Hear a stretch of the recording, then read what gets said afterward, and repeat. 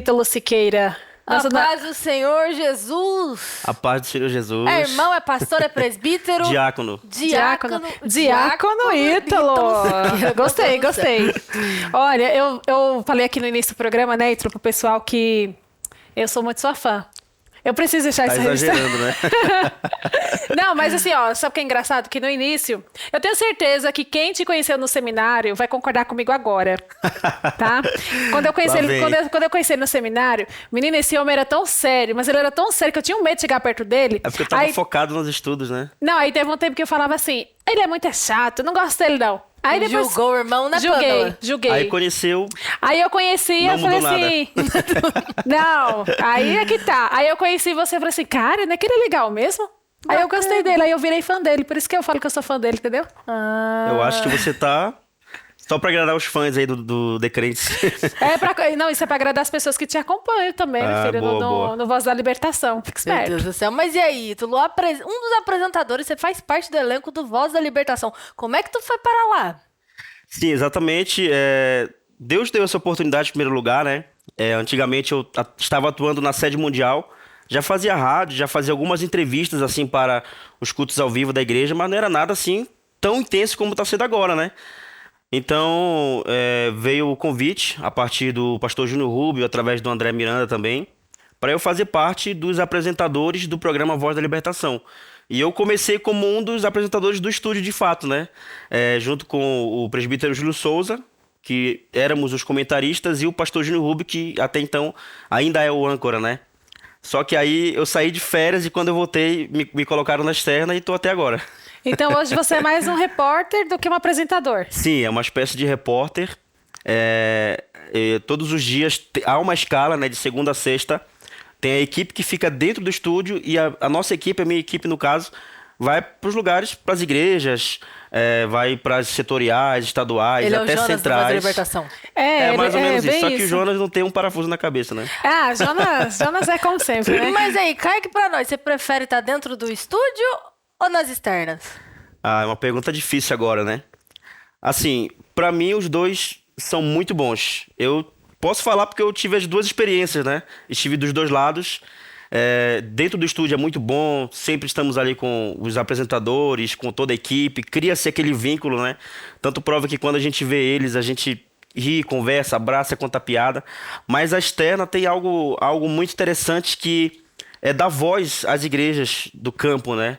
Dá voz aos pastores, dá voz, às vezes é o segundo pastor que participa, às vezes é o líder de evangelismo, o líder da Fundação Reviver, por exemplo, depende da temática ali do programa. Às vezes é a irmã do coque daquela Sim. igreja, a obreira. E às vezes a gente vai para lugares que não é igreja. Por exemplo, um dia desses nós estávamos no Museu da Imagem e do Som, que eu nem sabia que existia. Nossa, que legal. Mas nós fomos lá, conversamos com profissionais da área, conversamos com o público que estava ali, conhecemos o local. Então sempre tem uma novidade, né? Embora, principalmente na questão de igreja, seja bem rotativo, nós vamos em várias igrejas e depois volta tudo de novo, mas sempre tem algo novo.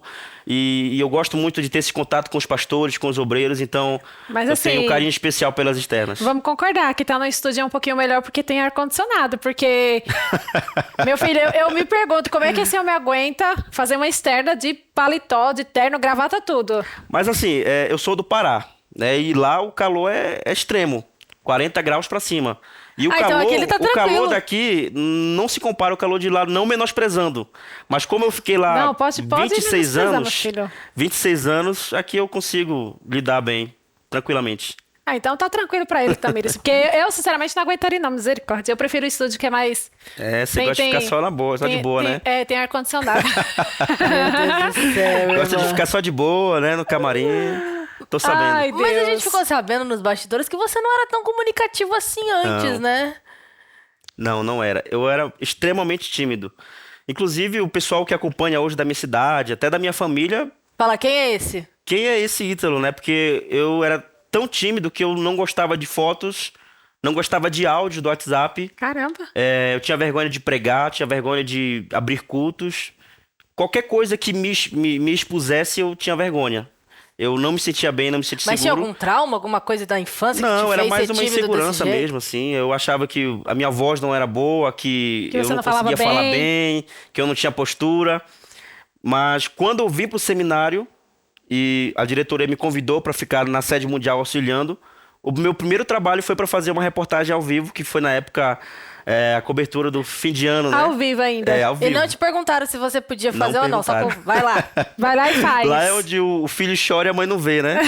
E aí eu tive que entrar dentro dos ônibus, nas caravanas, conversar com o povo.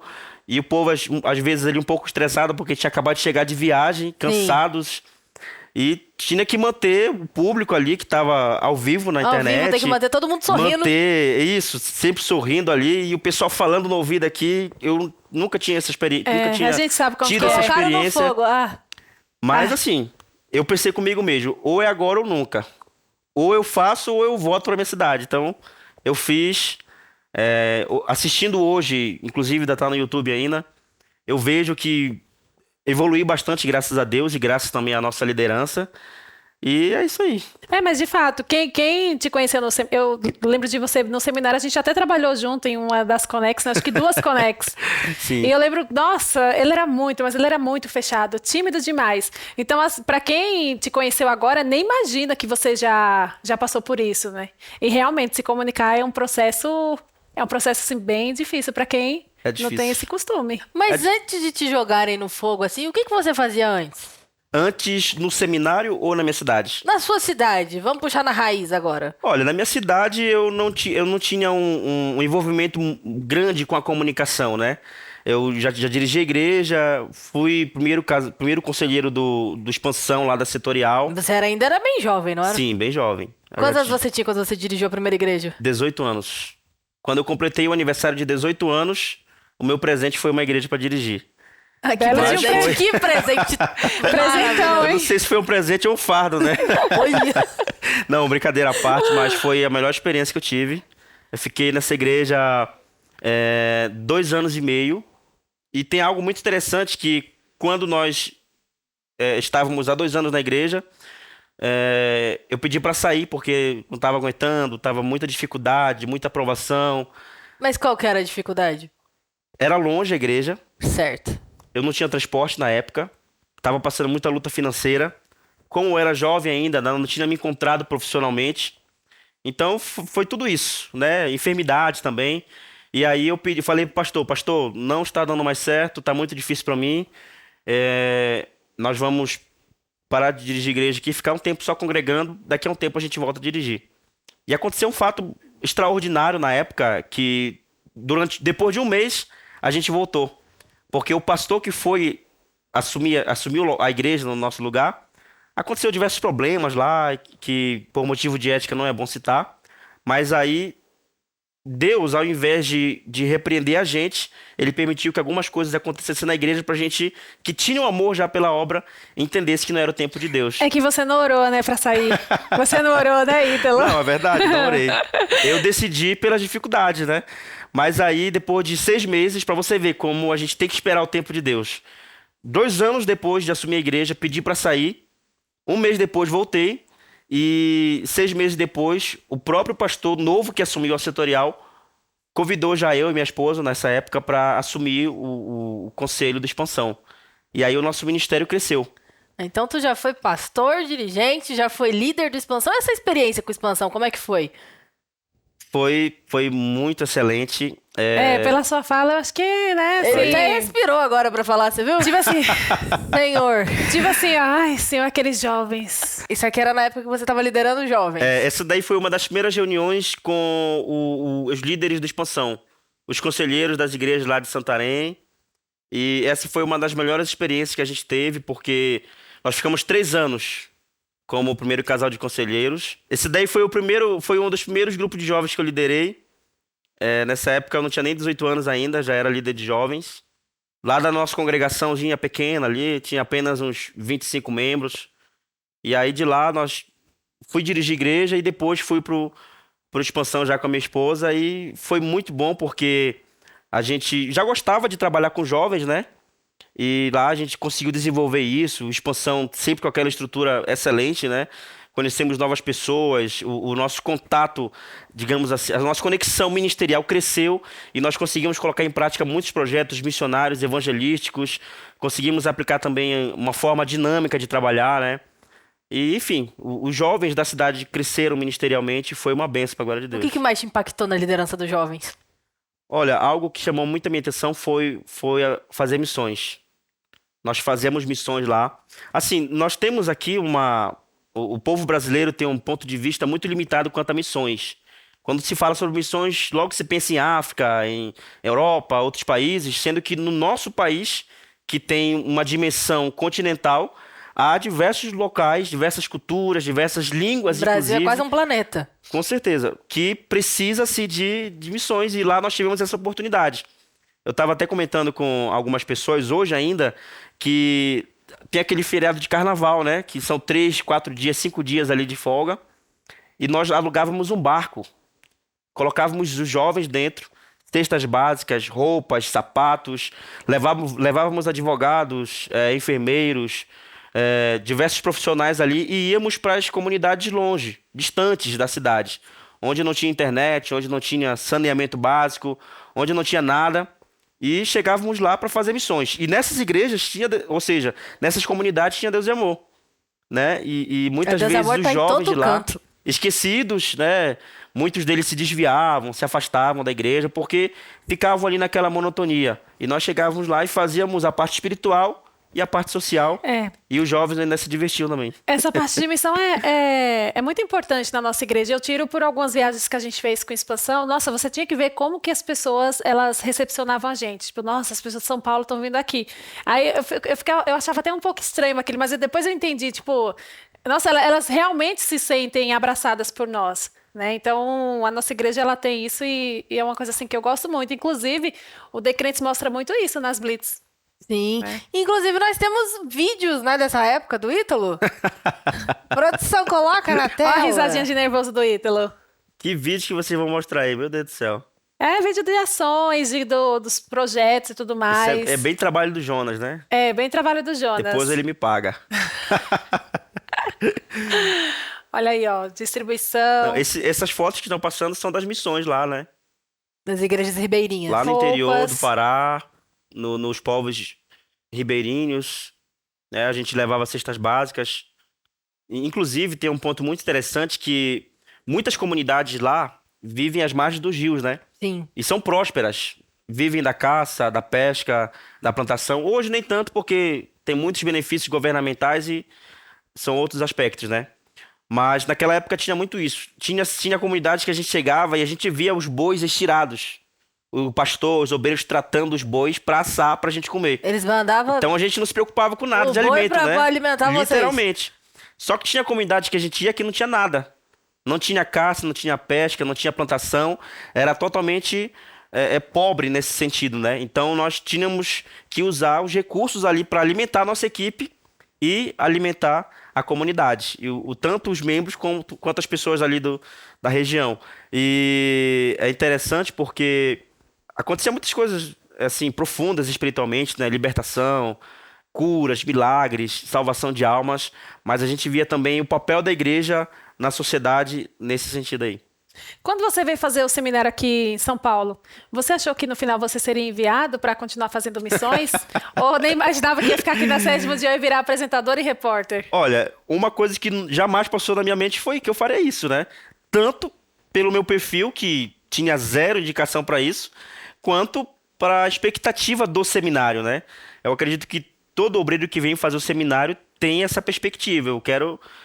Não é que ele quer, não é que ele exige, é porque na mente dele é isso, que ele vai estudar e vai ser enviado para dirigir uma igreja, para auxiliar um pastor de uma igreja longe da sua terra. Pra quem tá em casa, explica qual que é o propósito do seminário aqui no O ETDA. propósito do seminário é formar obreiros, capacitar obreiros, tanto teologicamente, espiritualmente, no caráter também, e enviá-los para fazer a obra de Deus. E aí que entra essa pergunta que a Pamela fez, que muita gente pensa, inclusive você que deseja fazer o seminário, na Igreja de Deus e Amor existem muitos nichos, né? Tem o nicho do trabalho pastoral, tem o nicho do trabalho missionário, tem o nicho do trabalho assistencial, e agora que está crescendo, a prova disso é toda essa estrutura aqui, é o nicho da comunicação, que é da qual eu faço parte agora, né? Se você é tímido como o Ítalo era, prepare-se.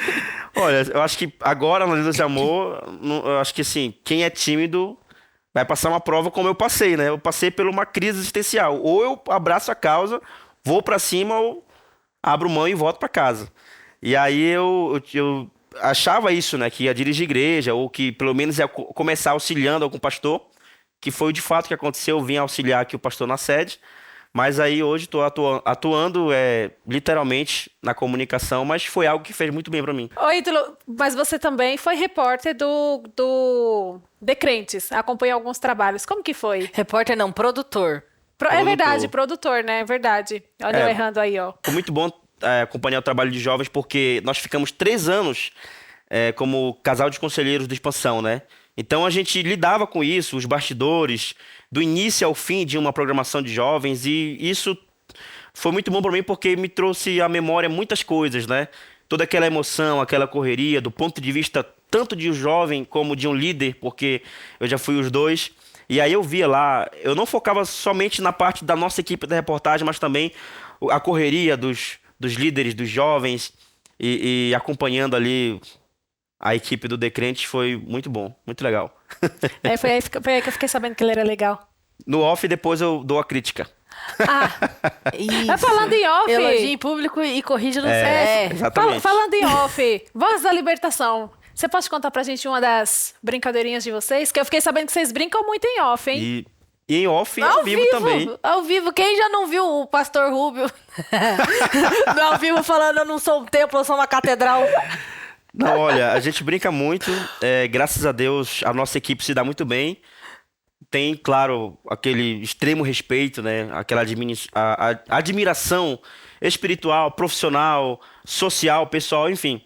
Mas a gente brinca muito com a aparência, principalmente, né? E o pessoal, com o Irmãos, não tamanho. tem dó.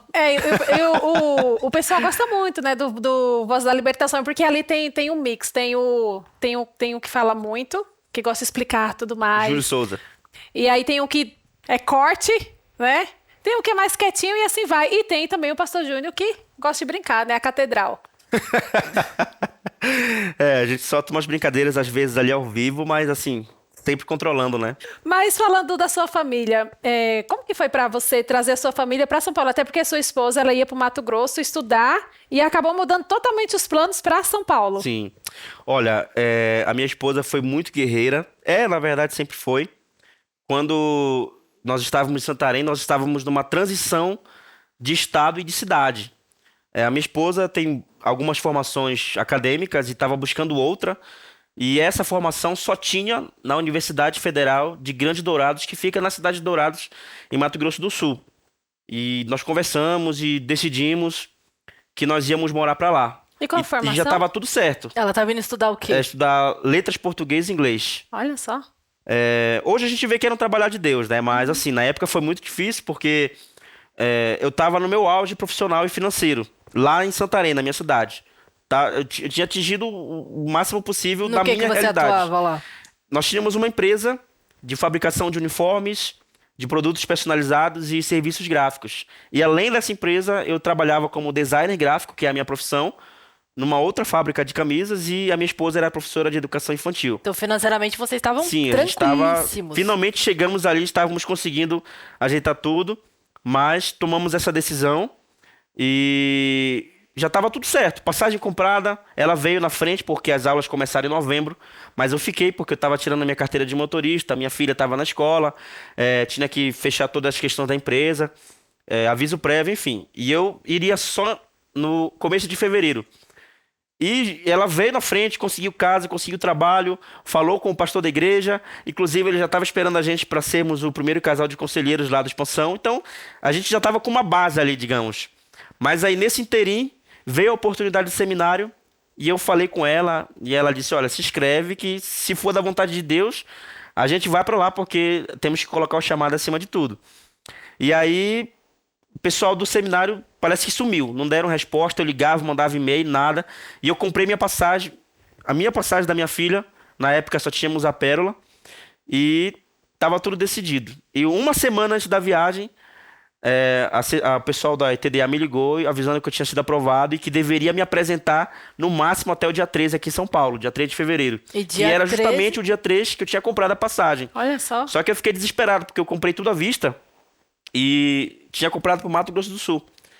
E aí eu tava pensando em desistir, a minha esposa deu uma olhada Desistir lá. do Mato Grosso do Sul ou de São Paulo? Mulher, vocês sabem como é, né? Vê tudo, né? Ah, E aí, com certeza.